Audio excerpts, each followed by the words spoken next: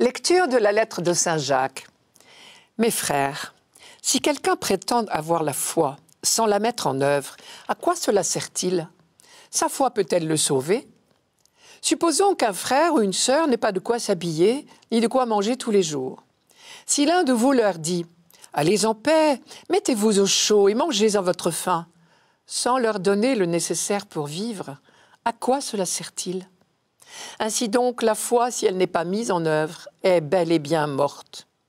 En revanche, on va dire « Toi, tu as la foi, moi j'ai les œuvres. Montre-moi donc ta foi sans les œuvres. Moi, c'est par mes œuvres que je te montrerai la foi. » On connaît bien la phrase de Jésus. « Il ne suffit pas de me dire « Seigneur, Seigneur » pour entrer dans le royaume des cieux. Il faut faire la volonté de mon Père qui est aux cieux. » On connaît moins celle de Saint Jacques, mais c'est bien la même chose. Si quelqu'un prétend avoir la foi sans la mettre en œuvre, à quoi cela sert-il? Si la phrase de Jacques nous paraît un peu polémique, c'est parce que le problème était à l'ordre du jour.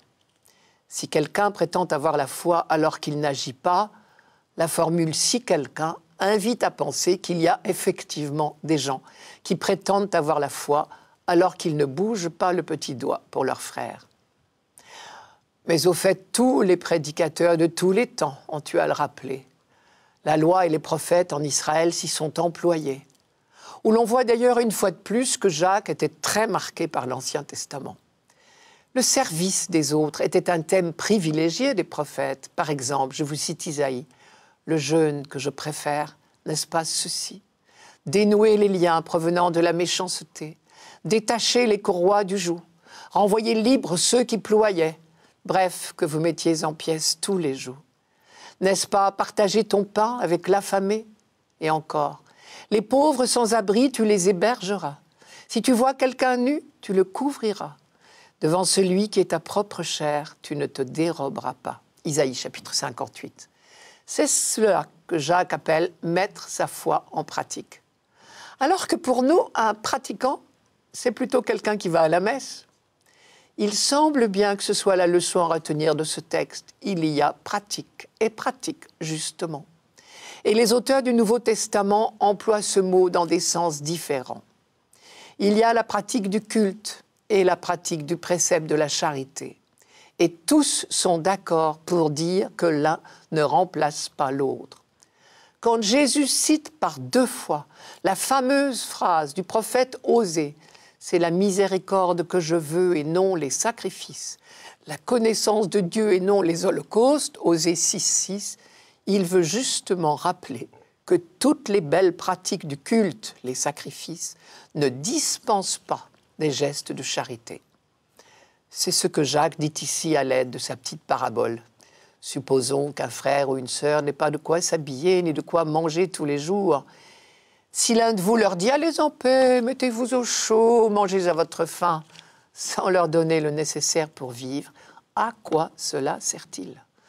Traduisez, toutes les belles paroles du monde n'ont jamais servi à rien. Cela, on le savait, me direz-vous. Mais le problème, apparemment, c'est que si les belles paroles ne servent à rien pour les autres, Jacques semble dire qu'elles ne nous font pas du bien à nous non plus. À l'en croire, notre foi meurt de n'être pas mise en pratique, c'est-à-dire au service des autres. Un peu plus bas, il dira « Comme le corps qui ne respire plus est mort, la foi qui n'agit pas est morte. » Ce qui veut dire que les actes sont la respiration de la foi. Une fois de plus, Saint Jean nous semble très proche. Vous connaissez cette phrase de sa première lettre? « Si quelqu'un possède les biens de ce monde et voit son frère dans le besoin et qu'il se ferme à toute compassion, comment l'amour de Dieu demeurerait-il en lui? Mes petits enfants, n'aimons pas en parole et de langue, mais en acte et dans la vérité.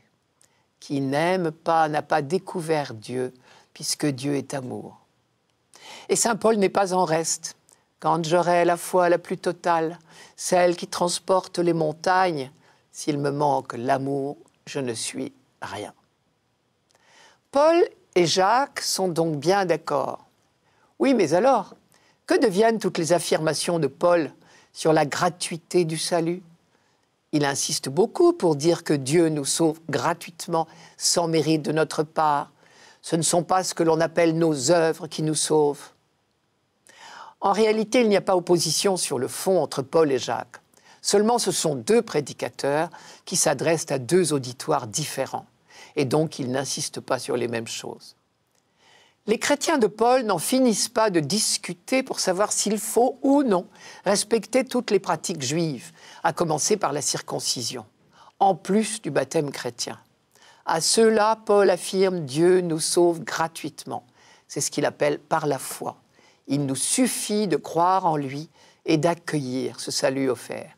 Les œuvres de charité suivront forcément si notre foi est réelle. Oui, mais du coup, dans l'auditoire de Jacques, il y a des petits malins qui profitent des affirmations de Paul pour dire « puisqu'il suffit d'avoir la foi et que nos œuvres, nos gestes de charité ne comptent pas, ben, il n'y a pas besoin de s'occuper des autres ». À cela, Jacques rappelle tout simplement la phrase de Jésus. « À ceux-ci, tous vous reconnaîtront pour mes disciples, c'est à l'amour que vous aurez les uns pour les autres. »